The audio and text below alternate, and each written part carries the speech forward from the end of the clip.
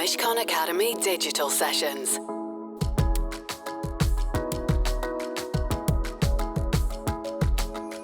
Welcome everyone, and thank you for joining this Mishcon Academy session, part of a series of online events, videos and podcasts looking at the biggest issues facing businesses and individuals today.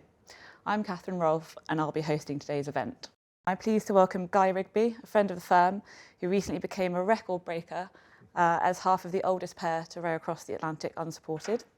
He's always had an eye to the development of social entrepreneurship, and in 2019 he and his friend David Murray teamed up to begin training for the Talisker Whisky Atlantic Challenge in aid of Unlimited, the charity that finds, funds and supports social entrepreneurs. 53 days and some 3,000 miles after setting off from the Canary Islands in Lily, their entrepreneur ship that we can see on the screen behind us, Guy and David arrived safely in Antigua in early February this year. First of all, I think the question a lot of people would be asking is, what gave you this mad idea to enter a race to row across the Atlantic? So back in 2019, I decided that, I was getting on a bit. I just turned 66, and having pushed paper around all my life, I'd always wanted to do something real. And I was inspired actually by a friend of mine in Devon, a chap called Richard Murray.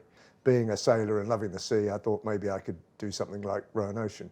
So that's how that end of it came out. And the other aspect of it was that having had a reasonable career, I thought I should give something back. So I think you said it was in 2019 that you started looking into this, and that it wasn't that long after that you signed up. Can you give us a bit of information about why it was such a long period? So 2019, I made the decision to do it in the summer actually, and so I then drew up a list of dead certs, all the people I knew that would do it with me. Amazingly, they all ran 100 miles in the opposite direction. So I was left really struggling to find a crew, and the amazing part of the story is that Richard, my fisherman friend, died in 2017 of pancreatic cancer. And for some reason, in September 2019, I was chatting to his son. By now, my stock question at the end of any conversation with anyone was, oh, by the way, would you like to row the Atlantic with me? And to my amazement, he said yes. It was less than 2 years from deciding to do it to actually doing the race. And believe it or not, there is an enormous amount to do, because you've got to go on RYA courses, you've got to buy a boat, you've got to equip it, you've got to do minimum amounts of training. You've got to raise money, sponsorship, donations, build websites, get your marketing sorted out, just like starting a business, to be honest. I think you row already, don't you? But had you had any experience sort of sea, outdoor, that type of rowing, and had David as well? I mean, I've always mucked about in boats and on the water, and so you row little dinghies and things. David had never rowed at the time that I asked him if he'd like to row across the Atlantic with me, so he had to learn from scratch. But a lot of people enter this challenge without ever having stepped in a boat, to be honest, let alone learning to row. Yeah, I mean, I would assume that a big part of the challenge would have been dealing with the mental challenges of not seeing anyone other than David for so long. Would you say it was more of a physical or mental challenge overall, do you think? It's both. I mean, it's a huge mental challenge and it's a huge physical challenge. You don't kind of think about the end, because that would be too depressing, especially after you've just set off. So all you kind of thought about mentally was 2 hours rowing, eat, sleep, 2 hours rowing, 5 miles, eat, sleep, and carry on like that.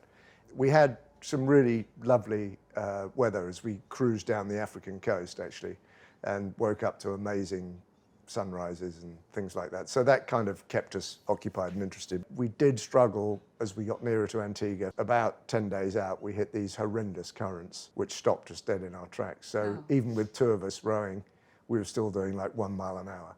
Physically, I thought that I would get fitter and fitter. That didn't prove to be the case. You get weaker and weaker.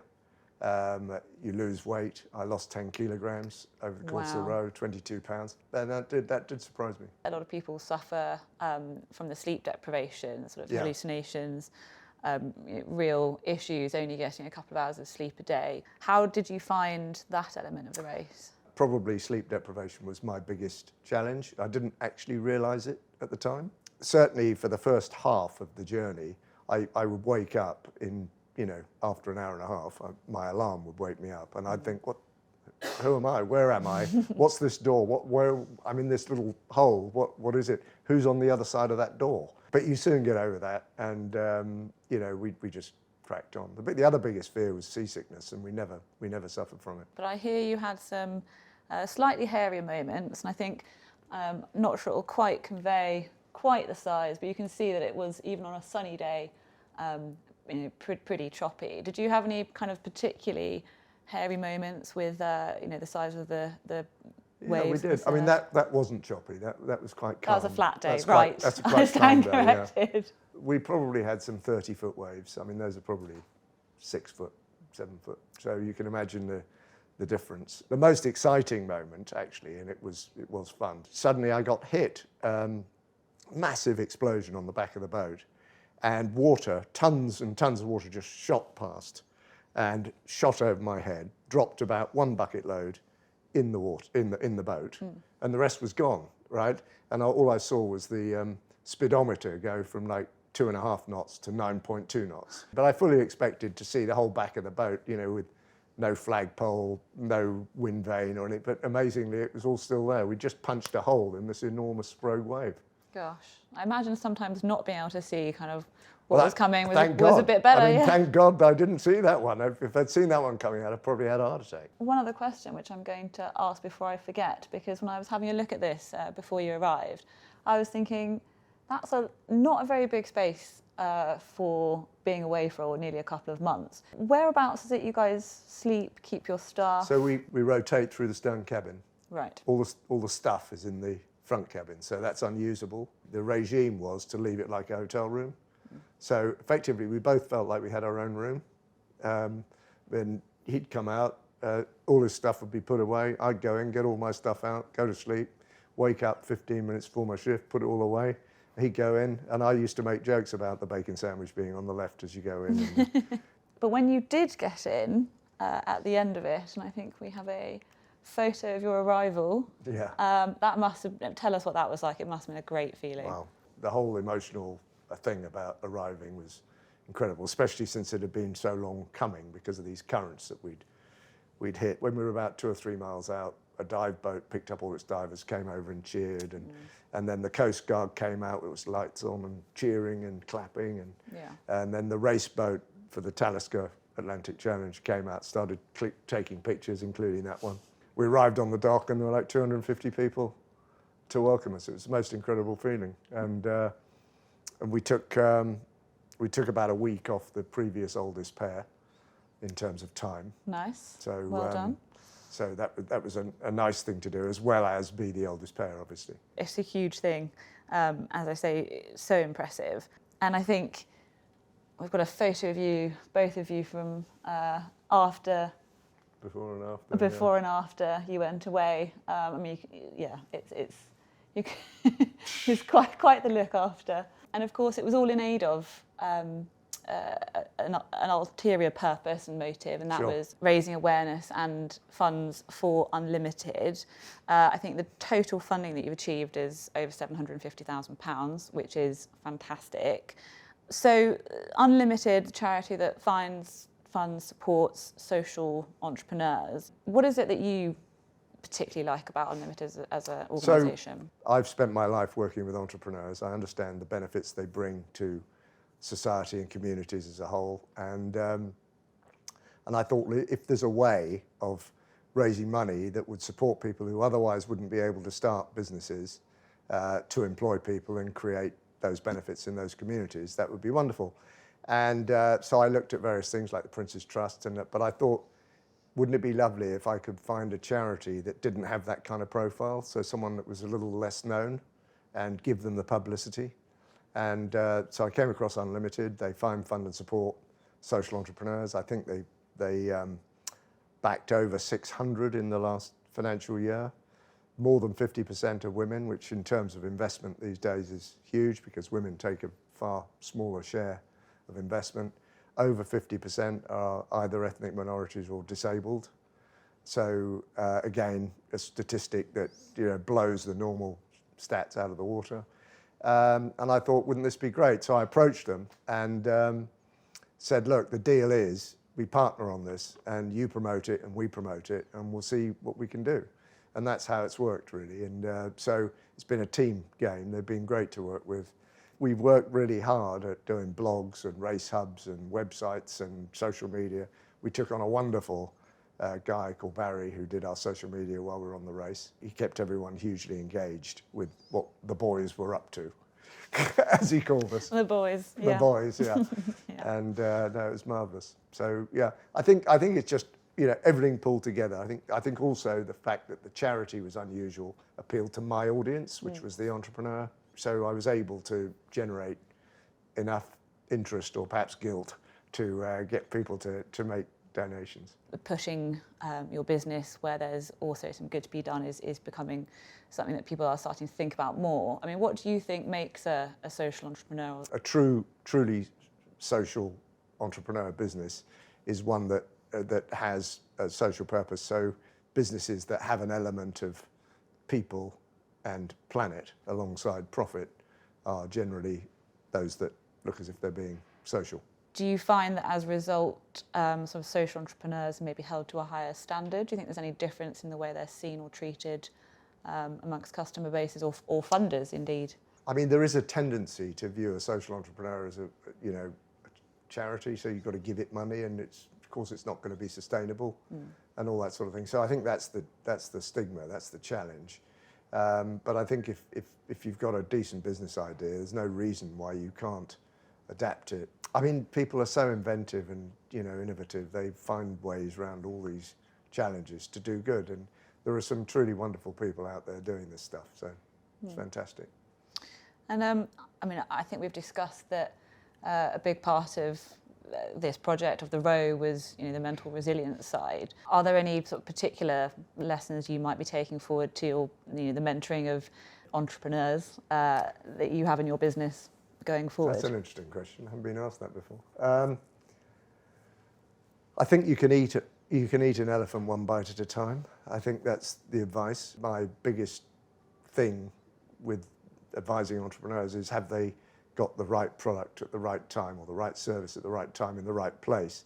Because otherwise they're going to push water uphill. They're going to struggle to make a success of their business, and it might be something that they're incredibly passionate about, but 2 or 3 years in, when they still are struggling, they're not going to be so passionate. You've got to try and do something incredible, try and do something that benefits society with purpose, but it must be sustainable, and it has to be run along proper, business lines with a business model that is actually capable of making money. Is there, a legacy to be kept going from this, or is it on to the next? I mean, it's an interesting point you make. So while I was away, an entrepreneur got in touch with me and said, look, the entrepreneurship must live on. So can I row her in 2022? Unfortunately, we'd sold the boat by then. Right. But the answer is yes, of course you can, because we'll buy another boat. That was all going fine until Russia invaded Ukraine, because this chap has 50 people in Russia and 50 people in Ukraine.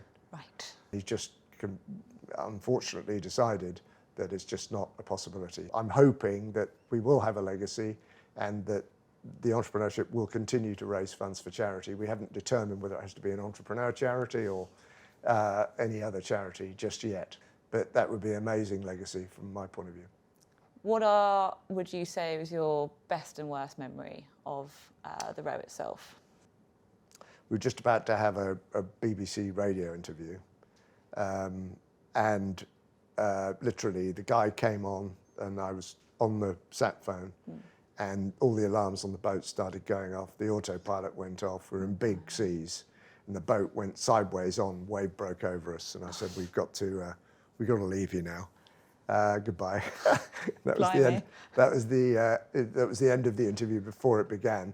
But of course, at that point, you're being tossed around and waves breaking over you and all that sort of stuff, and that can be quite frightening until you get things back under control. Yeah. And what was your favourite moment or moments? Without a shadow of a doubt, coming into Antigua. Was the end of the row. Special, yeah. But no, we had some. When we were sort of cruising south down the coast of Africa, we weren't near Africa. We were a few hundred miles off, but we were going kind of parallel with it. the mornings, the sunrises were quite incredible, because I would look over to where the sun was coming up to the east, and it was like land. The clouds were very low, so it was like an island. And because the clouds were just off the water, the sun came through behind the cloud and looked like it was lighting up the golden beaches on the island. I'm sure those are sights that most of us will never see as well, so it must have been a great... It was quite amazing, yeah. Great experience. And I did have a couple of really interesting night rows to Status Quo and their Riffs album, which... Not regretting it at all the next Not day. at all, that was fabulous. Well, thank you so much for joining us, Guy. As I mentioned earlier, we will be dropping the crowdfunding link into the chat. Reminder to everyone that there is some match funding available on any donations that are made. Thank you. And we look forward to seeing what both you and the entrepreneurship might do in the future. In the future, yeah. And to everyone out there, go and do something incredible. The Mishcon Academy Digital Sessions. To access advice for businesses that is regularly updated, please visit mishcon.com.